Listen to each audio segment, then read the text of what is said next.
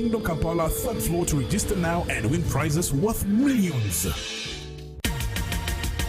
It's a FlexiPay cashback explosion.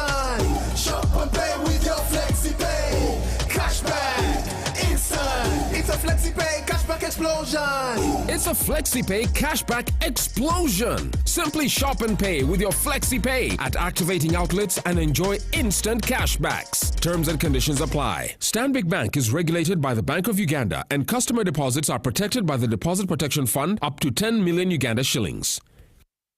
Buza Commissioner, enhancing tax education and bringing it closer to the taxpayers. Many Ugandans have questions about the taxes they pay to URA. When we come at revenue, they tell us to clear chitenge at 10,000. And when we are selling chitenge, we sell it at 17. So we don't know whether we are working or not. Understanding your tax obligations can help you grow your business and avoid unnecessary losses. Now, you can get direct answers. Send your tax-related questions via WhatsApp or SMS to 0790-141-887, and the Commissioner General of URA, John Musinguzi, will personally address them. Tune in to UBC News Tonight every Monday and Wednesday for expert insights and clear explanations. Buza Commissioner.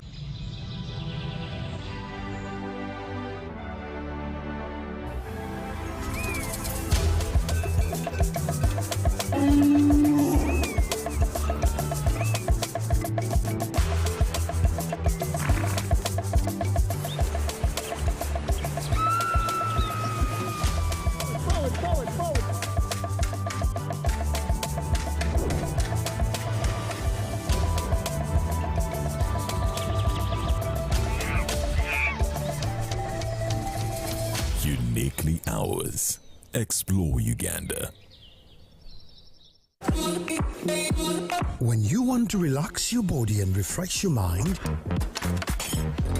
welcome to Hotel La Confidential, Aroa's premier destination for luxury and comfort. The only hotel in Aroa City offering a serene atmosphere, breathtaking scenery. Come and discover our exclusive wellness club with packages that include a fully equipped gym, a rejuvenating sauna, steam bath, and a great sky blue swimming pool. For events, our state-of-art conference halls and versatile event spaces are perfect for hosting shows, wedding receptions, birthdays, and more. Come and enjoy our cinema hall and unisex saloon, all designed to meet your entertainment and grooming needs. Bring your family and let your kids splash around in our beautiful kids water park. We are located on Aroa Pakwachi Highway in the heart of Aroa City. Don't wait. Visit us on www.hotelconfidential.com or call us on 0761 688 181. The government's core mandate is to maintain law and order, safeguard citizens' rights, and provide essential public services. Remember, one of the pillars of the roadmap is innovation and entrepreneurship. There has been this question of how are you protecting our indigenous seed? It's going to be a tall project that answers somebody's question. The Front Bench has brought you insightful discussions on governance, security, healthcare, justice, and commerce. When you go through this complicated procedure, involve the lawyers, you bring the case against him, the judge will hear you out and pass judgment, and you're out of court in record time. We remain committed to keeping you informed and engaged on key national matters. So these are huge, these are powerful organizations which now Uganda chairs. Why don't you come together? If we haven't migrated to the e-card because of various reasons, including that not all the people of Uganda have smartphones. You can sit in your house, apply for a passport.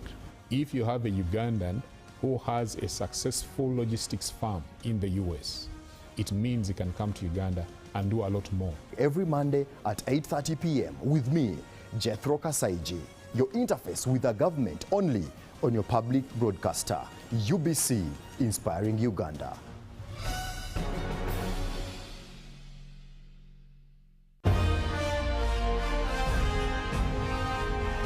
Live from UBC Studios in Kampala, this is Good Morning Uganda Extra.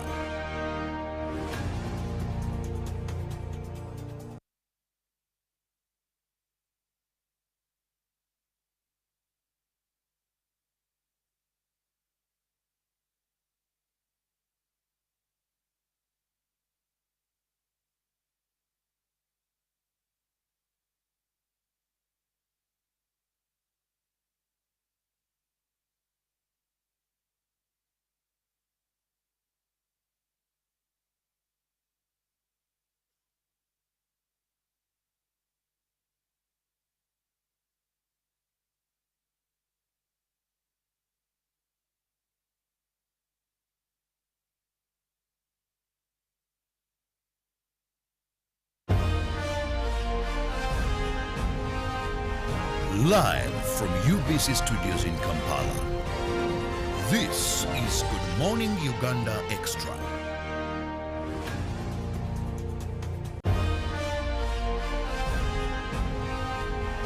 Live from UBC Studios in Kampala.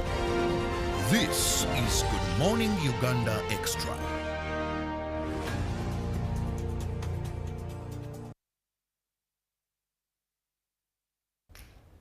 Lovely morning to you. Thank you so much for being with us on UBC TV. Welcome to the Extra. I'm Robert Chirabo Nyonyintono. Now, last week, Monday, we celebrated the International Women in Engineering Day. So the women that have made it in the engineering profession were celebrated. But, of course, we couldn't have my guests, but still, just a week, we are having them. And don't forget, we are still in the month. Though we've almost come to the end of it, but we are still in the month, and we choose this Monday to host women in the engineering profession. And we are looking at this year's theme, which is Together We Engineer. Now, with the ladies I have that I'll be introducing to you, we want to look at their stories. What has it been? How have they made it? And of course, what the future holds. So join me, welcome my guest this morning. I have Engineer Nsimire Annette, who is the MD3N Technology Innovations and Consultancy Limited. Well, she can't explain better what that is. With me in studios, you're most welcome, Engineer. Thank you.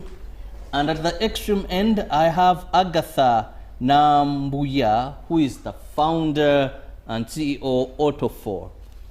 This is also what she'll explain further what it is, but she's also an engineer, and she's with me in studios. Good morning and welcome. Thank you. Good morning to you. Yes. Now, for the benefit of my viewer to really know that the people I have, well, are not only engineers, but are practicing in this field, I want to begin with Engineer Annette.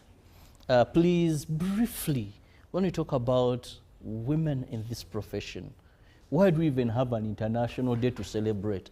You go to school as the men go and graduate as engineers. So why would we internationally have a day special for you, women in engineering profession?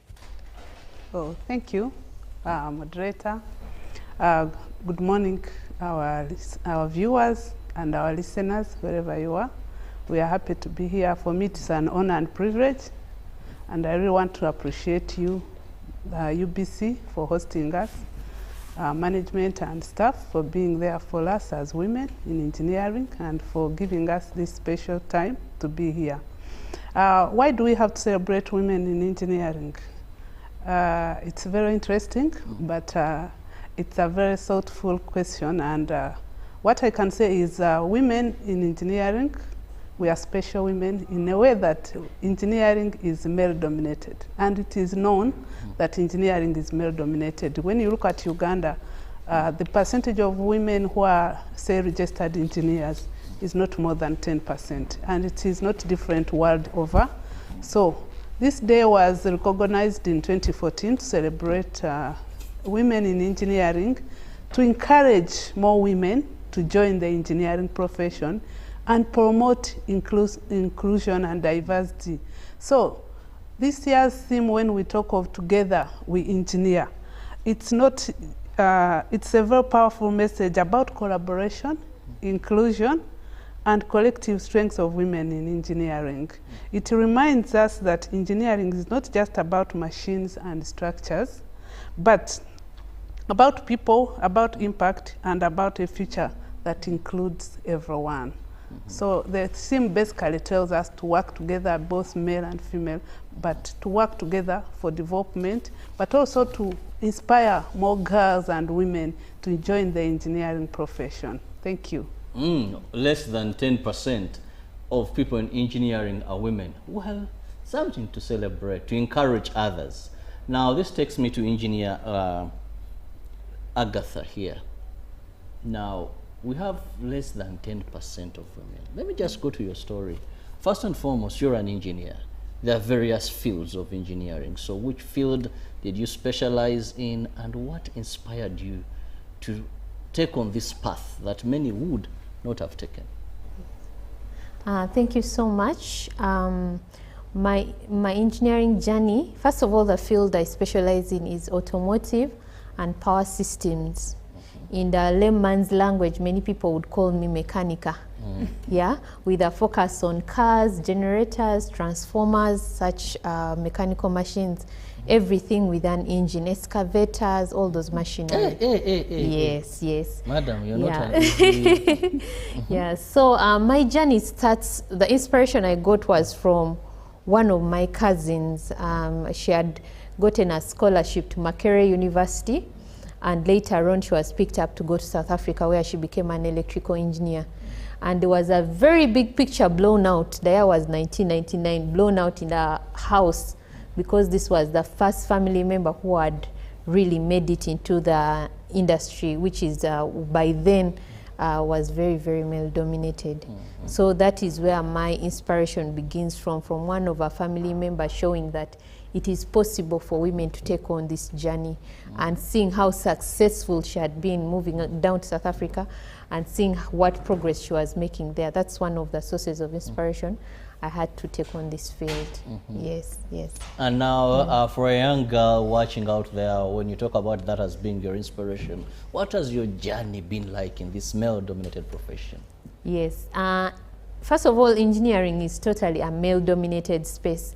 But when you look at a field like automotive and power systems, it's even worse, because this is where they have really branded us as mechanics. And when you look at who are actually mechanics, these are majorly men.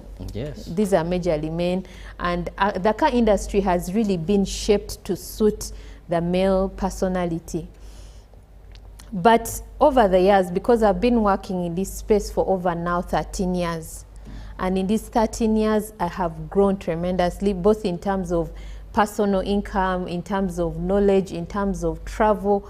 I've had a lot of exposure because of being a part of this industry. I've gotten to a level now where I train other people, especially in the local garages, just rising from a child from university at 19 years, and working with companies like Tata, Toyota, and now into forming my own company and innovating around the problems that mechanics face within this industry. It has been a tremendous privilege for me myself, being a lady, but also the exposure has been good for me. So for every young girl who's watching there, do not try to fit in the box which everyone tells you, this is the box you have to fit in.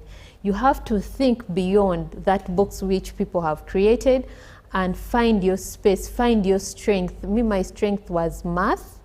From the very beginning it was math, and I capitalized on that until the university when I did this course. So the main thing I would want to ask every girl watching this, what is your strength? Let no one fit you in a box. And they say you can't do all things, but me, I say you can do all things if you believe in yourself. Yes, that's what I can say. Well, very encouraging there. Some people, if you mentioned math, they would fall sick. Others, if a math teacher entered. Remember, I had one called Fred Chijambo. Wow, it was a different story. That is in Deja. Don't know if you're still there now. I'm coming back to you, Engineer. I'm eager to listening to these stories. What inspired you, and how has your journey been? Well, thank you. Excuse me. What inspired me into engineering?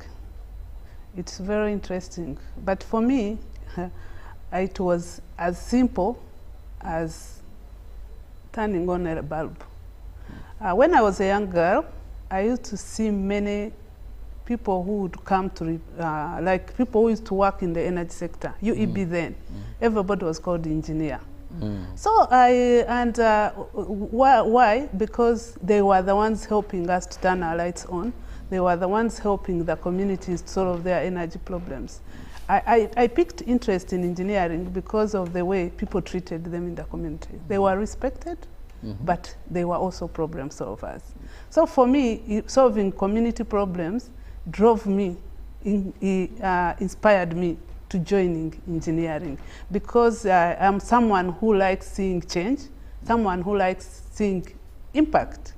Honestly, whatever I do, and I want to encourage every lady that whatever I do, make sure there is an impact. So that's one thing that inspired me, and from that day, I purposed to join engineering and become that engineer that will be looked at as a problem solver in our communities.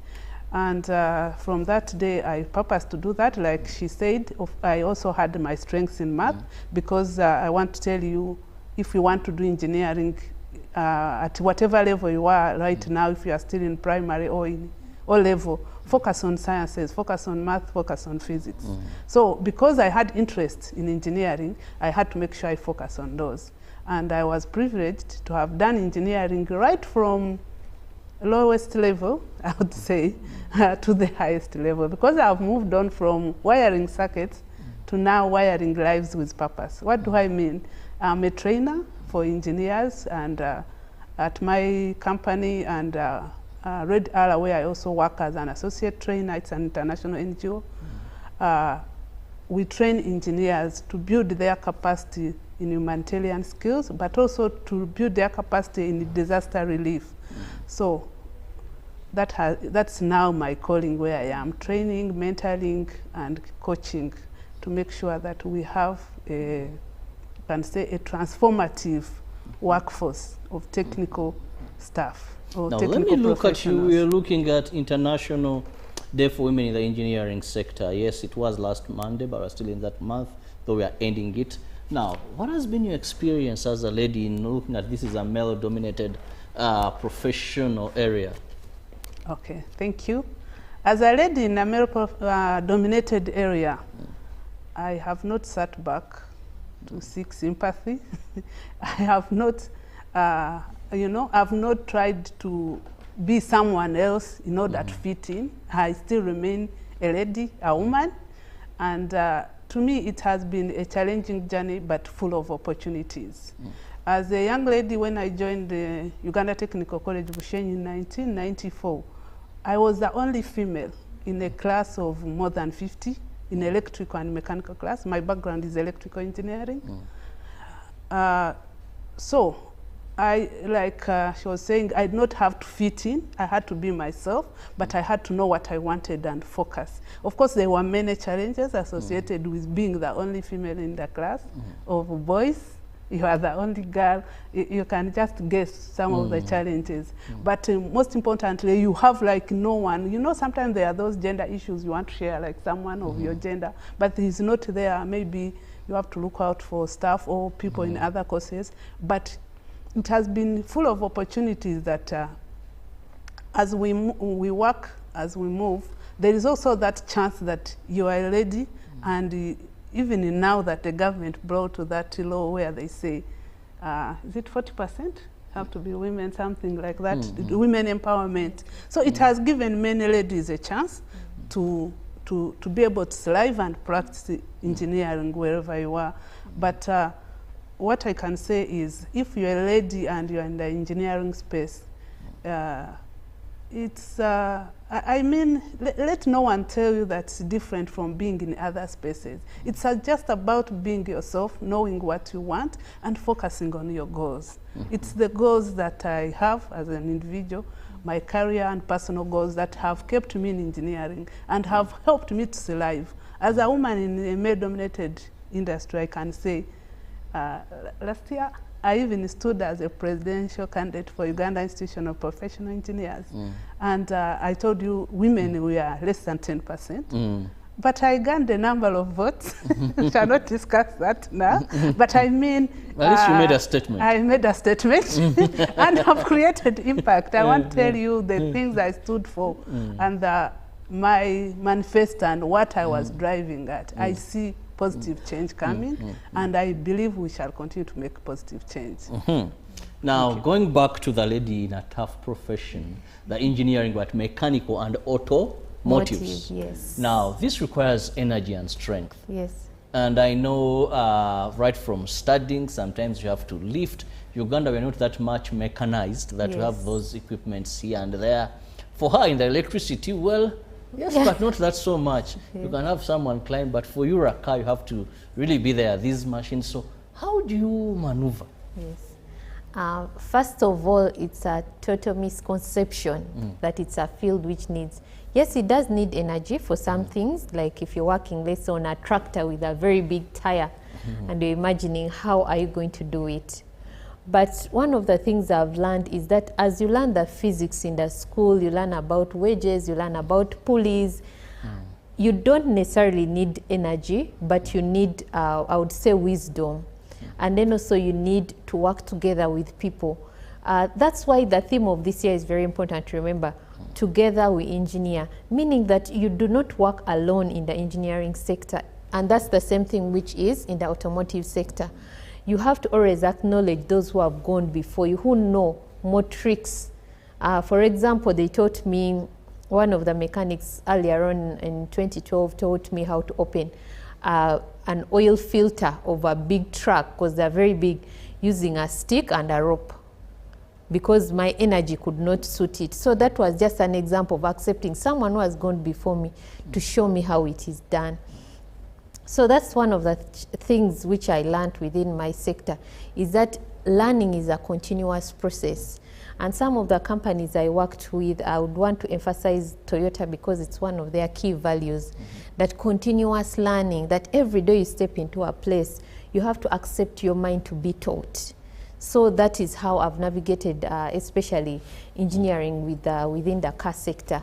And also the love has grown for my field, that I'm always researching. How are people in the US doing it? How is this doing it? I've also had the opportunity to travel down to manufacturing plants. And one of the best experiences I had was there was an assembling section which was allocated to specifically women. It's a Toyota plant in Durban, South Africa. And that whole section, but they told us that that's the section with the minimum errors in assembling, because every time an error happens, they put a red dot. And it shows the eye of detail which is needed within the sector. So engineering needs a lot of details, and that encouraged me. That department is called the She Department. There are no men in the whole department, only women. So it is very possible for even fields which seem like cars which many women would shun away from. It's very possible. We have seen many women in the oil rigs in Telenga, and other fields where people think it's only men who should work there. It's just expanding the way we think. You asked Engineer Annette earlier about some of the challenges we face as women, and one of the things I faced, I will not mention the company, is that when I joined this company, there were no toilets, there were no bathrooms for women. And when I asked, they told me that, this place was never designed to have a woman. And I was shocked, because it was never designed for us to be there. So how do you respond? They don't expect you to be there. If I may add. They did expect us to show up, but we showed up. And I'm glad that company now has a very big space for women. Of course, it has been, it was about 5 years into it when they realized that women were now participating in their space. And they have a whole new well-designed workshop meeting international standards. So small things like that, sexual harassment policies were not in place because, well, they were only men, so why did they need such policies?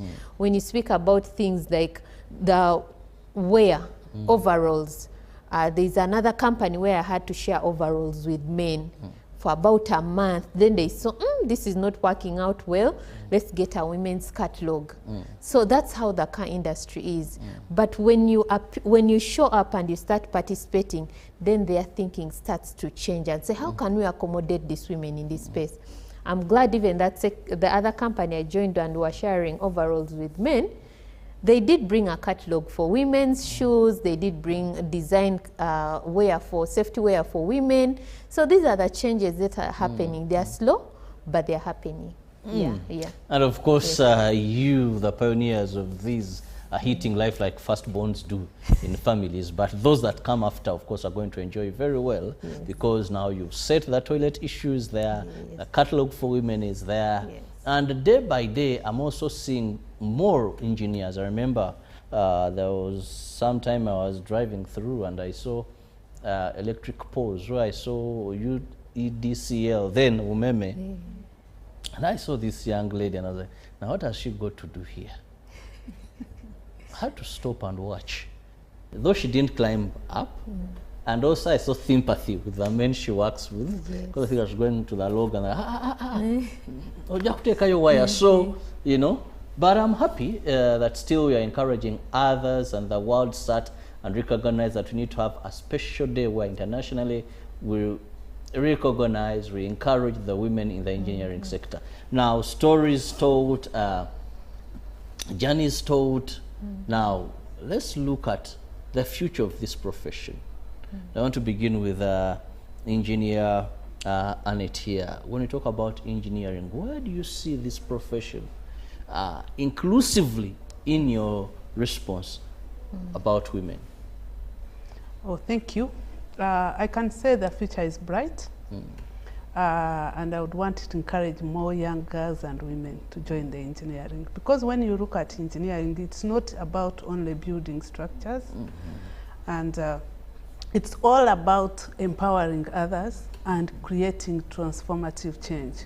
And when you look at where the world is today, the changes we're experiencing in terms of climate change, in terms of disasters, floods, landslides in our country, and global warming generally, we need more women to be in this space. We need more women to be innovative.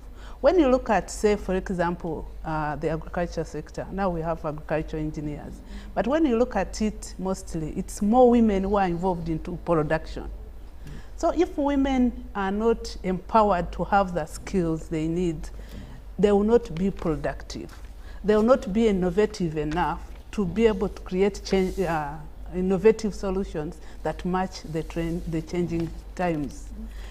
Therefore, we need more women in that space, and I would encourage, and for us, we are not here because we are as women engineers, but as you look at the it's International Day of Women in Engineering. No matter what work you do, you could be just someone who repairs our lights, someone who keeps our taps running, a plumber, or a technician at your level.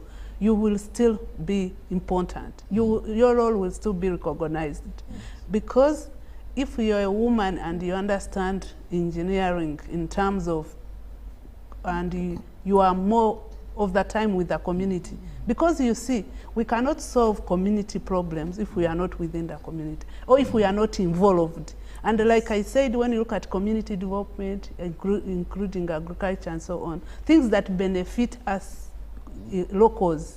locally here, mostly are driven by women. And therefore, women must join innovation, must join the tech industry, be able to understand and be equipped with the skills. For me, as a trainer, I would take pleasure in it. Training as many women to be able to understand that the world is changing globally. What we used to produce in agriculture, we don't produce anymore. Now we need innovative solutions. When we talk of innovation, we are not talking of building satellites and going to the Mars or rocket science. We are talking as simple things as finding solutions to our community needs.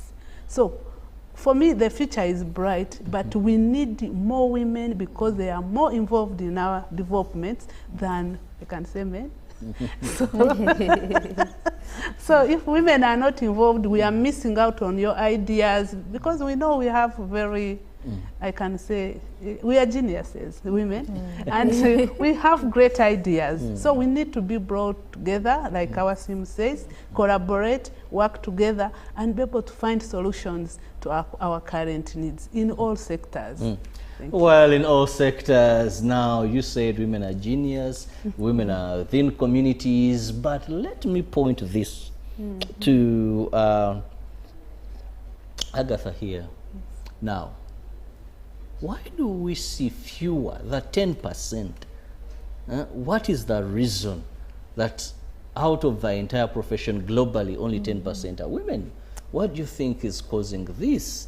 These are genius, like my colleague has said. They have the strength, like she has said, But this is a profession where they're only 10%. If you come in journalism, oh, we're almost 50-50. You know, but why in this particular case? Yeah, and I don't want to say the reason is sad. It's a bit exciting because the future is exciting. Engineering has been adopted from a later level in life. Most people start to think of engineering at 19 years, and that's a bit late. And that's why I'm saying the future of engineering, when you look at the curriculum, the new curriculum within the schools, within our education system, is that you're introduced to minor repairs when you're still in secondary school. And even we are seeing changes within the primary curriculum. And all those changes, it's what is going to make us to start participating in engineering from an early age. Like all parents, if you see how they introduce us to cooking, you're not introduced to cooking when you're getting married. You're introduced to cooking as soon as they realize you're born a girl. And that's how it has to happen for engineering. That's what China is doing very well with their children. That from an early age as kindergarten, you're introduced into a life of engineering.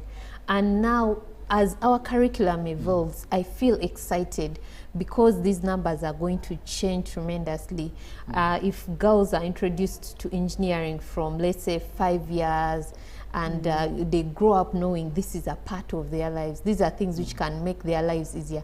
I'm also seeing women's work made easier by engineering. Washing machines, washing clothes with machines, washing utensils with machines, AC systems in houses. So the exposure to this machinery and seeing how easy and comfortable life can be for women. Even when you look at agriculture, women were digging. But we don't have to dig necessarily. You can get a machine to just go through an acre of land, just an hour or so, and you're done and you're already planting. So seeing these changes affect our lives positively from an early age, I think is a key factor to why women now are going to be able to participate in engineering more as compared to the ages back when we were not seeing them. And were not even allowed to see other women participate. Our role was to give birth, which is not bad, giving birth, and cook for people at home, which is also very good. But on top of that, we can contribute more to society. So yeah. Well, allow me go for a short break. When I return, I still have the two engineers with me as we are still in the month, though concluding, where we celebrate International Women's Day in the engineering profession. We'll return shortly. Live from UBC Studios in Kampala, this is Good Morning Uganda Extra.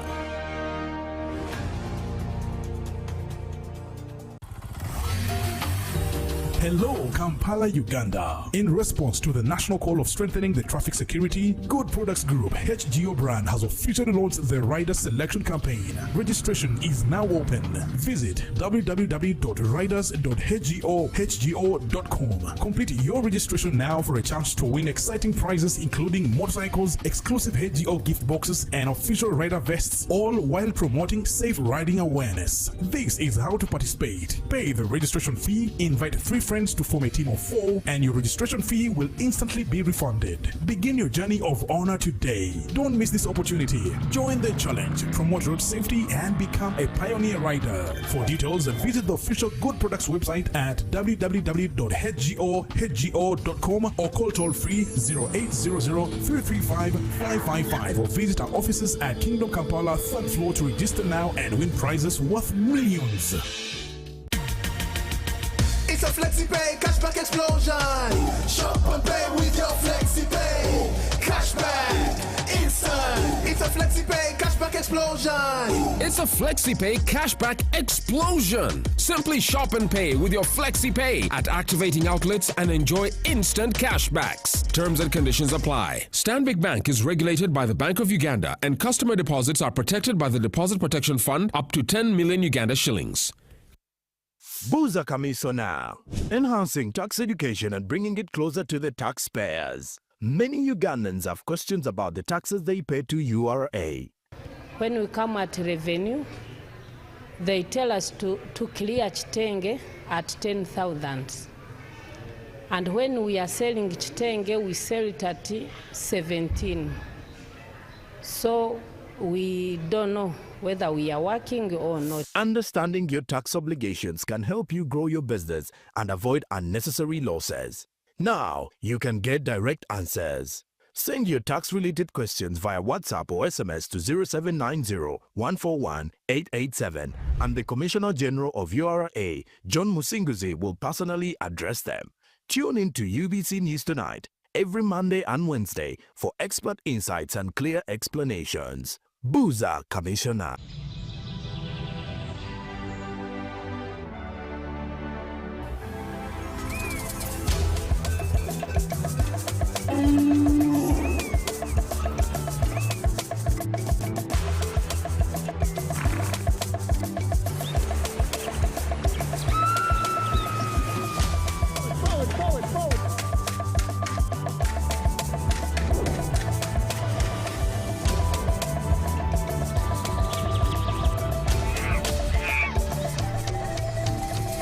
Uniquely ours. Explore Uganda. When you want to relax your body and refresh your mind, welcome to Hotel La Confidential, Aroa's premier destination for luxury and comfort. The only hotel in Aroa City offering a serene atmosphere, breathtaking scenery. Come and discover our exclusive wellness club with packages that include a fully equipped gym, a rejuvenating sauna, steam bath, and a great sky blue swimming pool. For events, our state-of-art conference halls and versatile event spaces are perfect for hosting shows, wedding receptions, birthdays, and more. Come and enjoy our cinema hall and unisex saloon, all designed to meet your entertainment and grooming needs. Bring your family and let your kids splash around in our beautiful Kids Water Park. We are located on Aroa Pakwachi Highway in the heart of Aroa City. Don't wait. Visit us on www.hotelconfidential.com or call us on 0761 688 181. The government's core mandate is to maintain law and order, safeguard citizens' rights, and provide essential public services. Remember, one of the pillars of the roadmap is innovation and entrepreneurship. There has been this question of how are you protecting our indigenous seed? It's going to be a tall project that answers somebody's question. The front bench has brought you insightful discussions on governance, security, healthcare, justice, and commerce. Why do you go through this complicated procedure, involve the lawyers? You bring the case against him, the judge will hear you out and pass judgment, and you're out of court in record time. We remain committed to keeping you informed and engaged on key national matters. So these are huge, these are powerful organizations which now Uganda chairs. Why don't you come together? If we haven't migrated to the e-card because of various reasons, including that not all the people of Uganda have smartphones. You can sit in your house, apply for a passport. If you have a Ugandan who has a successful logistics firm in the US, it means he can come to Uganda and do a lot more. Every Monday at 8:30 p.m. with me, Jethro Kasaiji, your interface with the government only on your public broadcaster, UBC, Inspiring Uganda.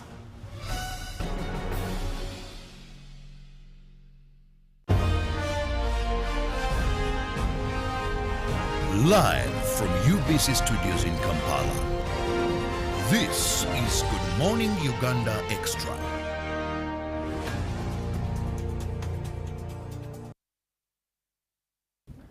Well, thank you so much for keeping it with us. It is an interesting talk here, even offset, as we still discuss the issue of engineers and female or women in the engineering profession. Now, if you're a parent there, you have a daughter like I do, would you recommend her to go for this profession? What are those things that are hindering many? And here I want to bring in Agatha on the issue of mindset change. Right when you were in school, it was rare to see girls take on sciences. And of course, you're not going to do arts and become an engineer. I don't know, but that is what I know. Unless things have changed, you never know. But previously, you must have taken on sciences. Now, even girls who are doing sciences, by then in my O-level, St. Mary's Jitende, they had a class they belonged to, because the science classes were for boys. Now, science omuwala, remember one called Nalima Primrose. Now, science omuwala had a different category of how we would weigh her and how she would move around. That's a girl doing sciences.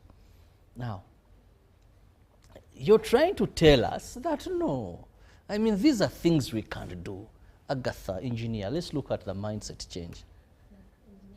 Engineer Annette, beg your pardon. Oh, it's okay. Thank you. Yeah, mindset change is a very important thing. Because many girls are pushed away from engineering due to stereotypes. I would call them stereotypes, society bias, conscious or unconscious. Like you said in school, my story way back when I was in O-level, I used to top my class in math. And many girls were dodging math, and they would tell me, but why do you, math is a male subject. Why are you bothering with math? And at some point I was also feeling, you know, the pressure, and I started dodging math until I earned myself a few canes and I came back to my senses. So many girls are pushed away due to pressure. I know some schools, top schools here in Kampala, in Uganda I can say, where if a girl is doing additional math at O-level, they think you are showing off. And actually they will even tell it to you, that you girl, who do you think you are? Fellow girls. Actually, when Engineer Agatha talked about her best subject was math, I was like, okay, these are the people. So they will look at you as you take yourself to be a superwoman. When I was in O-level, we were like 4 girls in the science class, in A-level. And of course, they used to call us our science, like you said, but they would see us in another class. Not necessarily that we put ourselves in another class, but people see you differently. Extremely brilliant. Yeah, they think you are extremely brilliant, but they also see you differently and they think it's hard to relate with you. Maybe we are too serious, but I want to say every girl who is courageous, who is confident, can do the sciences. Because now with that pressure, if you are not confident, you will bow to the pressure and also quit. But also mindsets change in terms of our parents, our societies, our communities where these girls are nurtured. We've seen many, their own parents telling them, you're not manage sciences, do this other course. If you're a girl and you're trying to repair things at home, they will tell you, this is boys' work. So parents would discourage, like my colleague Agatha said, that we start adopting engineering at a later stage. We need to encourage our young girls in our own homes, in their homes, in their communities, in their primary schools, to also be free like the boys. If they are dismantling toys, let them be. If they are repairing TVs and messing up with power and everything, let them try. Of course, like for power is a very dangerous product. I worked there for many years and I know. But if they are trying to play around with wires, allow them. Just leave them to be as free as boys so that they can be innovative. Because when you start telling them this is not for you, you don't think about it. But if you allow me to do whatever I feel like I can do, then I will be able to use all my strength, my brain, my skills to make sure that I get something out of it. For example, myself, when I was going to do my A-level, I was in a single-sex school in O-level. They didn't have sciences at A-level. They wanted me to go back and do head. I refused. They gave me admission. My father picked admission. I refused, but I didn't tell my father I'm refusing. I went and looked for myself another school where I went for A-level without a recommendation. But when I reached there and met the head teacher, I'm trying to fast track my story. I reached there and met the head teacher. He asked me why I'm looking for a place. I told him I want to do sciences. He asked me, where is your recommendation? I didn't have. He said, I don't have. The school told me if I want a recommendation, I return the admission later. So I couldn't return it. What would I tell my father? I had no place. So the headmaster believed in me, gave me a place, said, what you've told me, if it is true, I'm giving you. And he went, I returned the admission. Without even my father knowing, I just came back to surprise him that now I'm changing school to this school. He was like, why? I said, I want to do engineering. Me, it was about engineering. It was stuck, I think, in my head. Then my father was like, but you have been in that school, they have educated you up to that level, how can you say you can't proceed from there? I said, no, they don't have sciences at A level. My father was illiterate, he couldn't understand. So it took a lot of courage for me to follow my passion, for me to do what I wanted. Unlike our parents today, including me, we want to think for our children. We tell them, you have to go here for A level, you have to do this combination. Of course, my parents were not involved. They even didn't understand the combinations. But some people, some negative energy somewhere where, when my father was trying to say, this girl has refused to go to this school, she wants to go here, she wants to do engineering. Other people were like, what? Will she manage? That's for men. And I told my father just to wait. And honestly, when I went for a diploma first, I was very disappointed. I was like, what am I going to tell my father? He doesn't even know. But it was also electrical, diploma in electrical engineering. But during my graduation, I have a bachelor's degree in engineering. My father gave a speech and said this girl knew what she wanted right from when she was young. But now if he had interfered, also insisted I go for head, I don't know what I would be. Whether I would still have the same energy I have today to work. Because one thing I believe in, when you do something you like, something that inspires you, you do it better and you become innovative. Because every day you want to be the best version of yourself. So to me, ladies, girls, women who want to do engineering, please go ahead and do what your passion wants. Because when you force yourself to do something, you also want to show the world that you can succeed on it. And the best way to show these people that we ladies, we have the potential is to show success. We don't need to say, you not tell you, but you will say what has Annette done. The impact should speak for itself. Yes. Now, that is very encouraging from Annette. And of course, Agatha, I can't deny you an opportunity to supplement on that mindset change. Yes. And I like what Engineer Annette has said. The role of parents in girls participating in engineering, and not parents alone, but the entire family. And one of the people whom I remember is my father, because he also encouraged me. For him, he believed I could be a doctor, I could only sciences from the very, very, very beginning. And I was very good at arts, extremely good D1 student. But he had this strong faith that I was supposed to either be a pharmacist, a doctor, or an engineer. The others he didn't know. So from an early age, he kept being very proud in his friends. You could hear him saying, hey, this doctor, this engineer, and what. So my mind picked up that this is something I have to pursue. And so when I didn't get into doing pharmacy, because it was something which I wanted, and my other choice was engineering. I remember my cousin had just gotten a scholarship to Busitema to do agricultural engineering, and he told me engineering is so good. He encouraged me. So this is all the impact of family on women taking on sciences. So later on, when I got my admission from Chambogo University and they had given me automotive, we were able to go through with my cousin who had gotten already agriculture. He told me all about it. He said the nation now you start to dream of is Japan, because Japan is where cars are manufactured. And from that small encouragement of family, I've always now started to take on engineering. And when now I was at the university and my father was now sure, whenever I would call from the university, he would first make all his friends keep quiet and say, hey, my daughter, the engineer is calling. And you know, he was living up country, so it was such a privilege for him to be sure his daughter was an engineer. And it continued in life. When I got my first job, he had to tell everyone I had finally come out as an engineer. So this is the role parents and family play into us doing this engineering. Do not discourage girls. Those small words you say behind, they are listening, they are taking notes, they are sticking in their brain. Every time you have an opportunity to speak into your daughter's life, your sister, your cousin, as far as cousin, whether you're an auntie, a nephew, whatever you are, always have something positive to say about sciences. That's what I would add on into the stereotypes of family. Yes. Well, sciences is the thing we are talking about, and good, government is prioritizing sciences.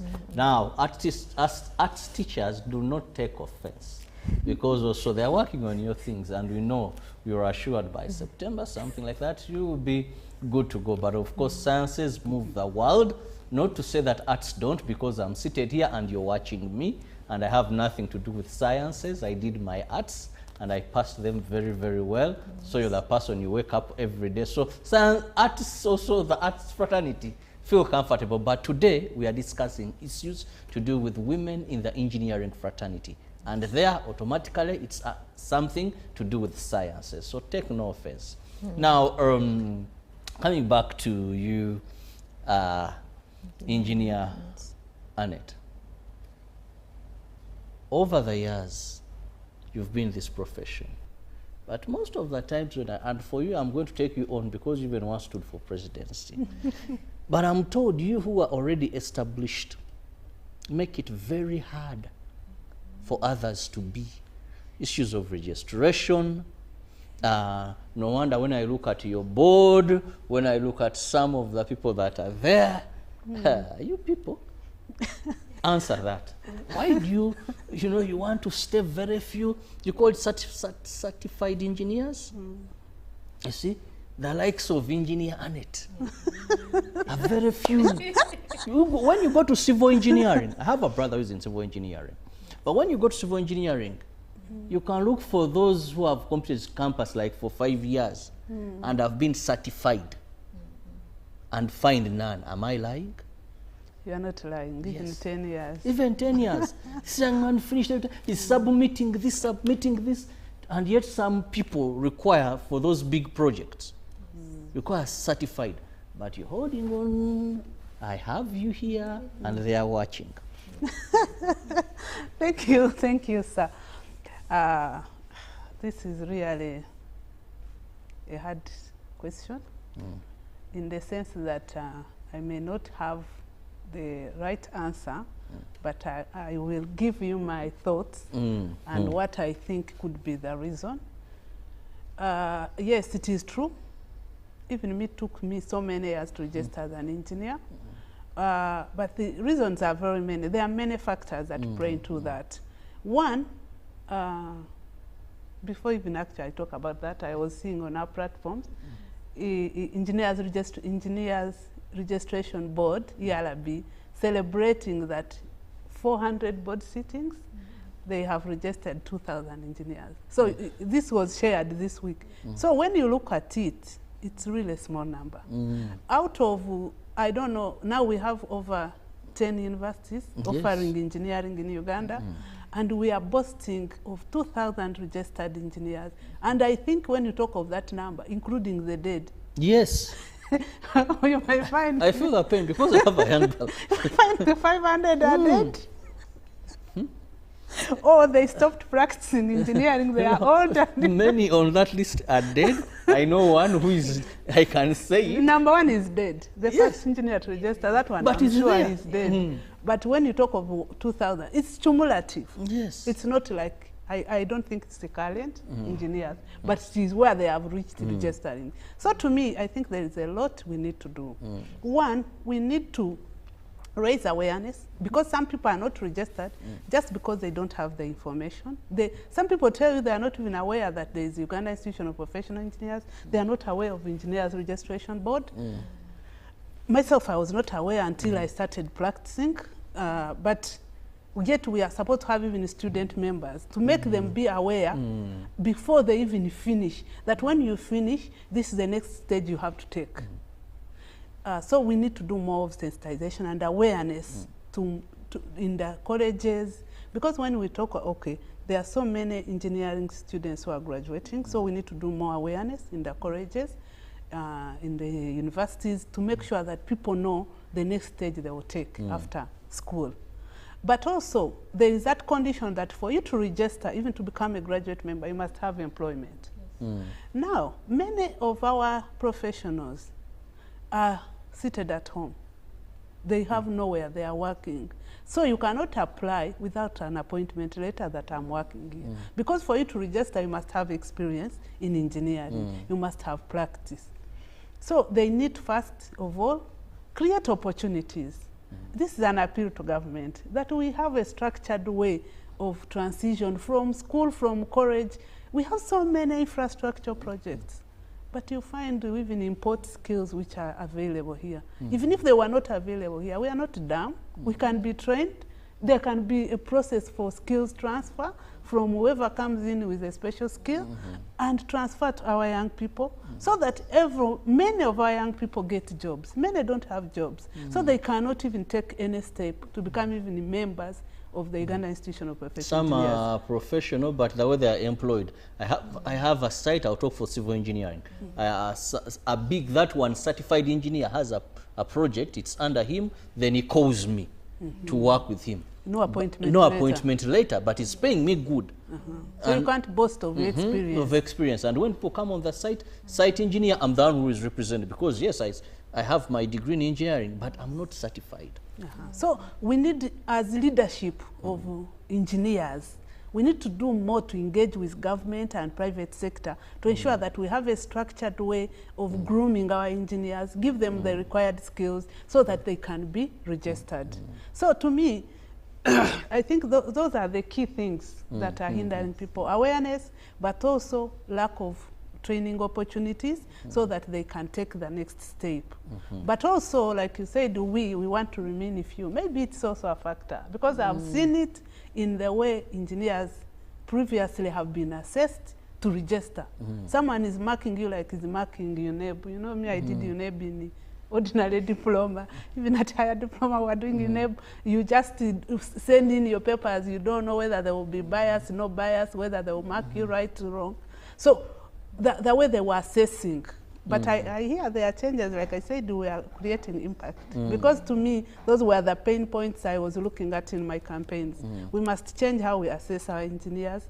We must increase skills by subsidizing the continuous professional development skill, rather training, so that many people get the skills they need to be able to register, to write reports, technical reports, and be mentored, right, so that they can register. And I see we are making progress, changes are being made, but those two key things I talked about, especially getting employment and placement for all graduates, it's very key. I don't know, but it's an appeal to the government and private sector that we do something about it, encourage and also help the young people to get those skills. Because when you register, your confidence levels go high. But when you are just there, one time they were even calling them masqueraders. So it kills your confidence. Yes. So we need to encourage more. Well, thank you so much for that, Engineer Agatha. Now, in the interest of time, allow me give just each of you a minute for your parting shot. And let me begin with the lady in mechanical and automotive engineering. Thank you very much. As my parting shot, it will be still an encouragement to Uganda as a whole to embrace the future of engineering. We are going in a space where engineering is becoming very, very digital, and where we are having new emerging technologies like AI and everything. So my parting shot would be in line with emerging technologies and women. One, we have to embrace this because it's the future, but also we have to embrace women's participation in this field, again, because they are the future. Thank you so much. My name is Agatha Nambuya. I'm the founder of Autofo, and also I run a nonprofit called the African Network for Women in STEM, where we train girls from a young age to take on engineering, mathematics, technology, and sciences as their field of career and entrepreneurship. Thank you. Well, thank you so much. Mathematics, sciences, and engineering as their future women that are being trained. So schools there, young ladies out there, there are people who have led and you can follow. Yes, sir, engineers will get out of here. Well, thank you so much. My parting shots, I will want also to encourage more women and girls to embrace technology, because we are in a fast-paced world, and technology is the future. So you must embrace technology for you to be able to fit in, for you to be able to benefit and thrive and create impact in your space. But also, I want to say that engineering women, we can do it. You just ignore that noise of stereotypes, bias. If you're a mother, a father of a young girl and she has potential to do math and physics, encourage her to be innovative, because it is a future. But also the young girls who are viewing, I want to encourage you that you have the potential, you can do it. Just be focused, know what you want to be, and focus on that goal. Like I said, I've moved on from wiring circuits to wiring lives. I'm a trainer, and I'm someone who believes that whatever you do, we need to empower others and create impact. So I am also a founder and a managing director of 3N Ingtech Innovations Consultancy Limited. We do empower engineering professionals to deliver sustainable solutions. And I also work with Red Ally UK, it's an international NGO, where we train engineers around the globe in humanitarian skills, in disaster relief, in climate change, to enable engineers blend their technical skills with humanitarian skills and be able to work well with people in a crisis. So to me now, my work basically is about empowering, nurturing, and mentoring professionals to be able to do their work better and deliver sustainable solutions. Well, thank you so much, the two engineers that have been with on set this morning. And of course, to all the ladies there and the young girls there, you have the potential. Believe in yourself, work towards that, and I guarantee you that 10% will increase in a very short time to 50 or more %. Have the best of your day. May the good Lord bless you. See you tomorrow.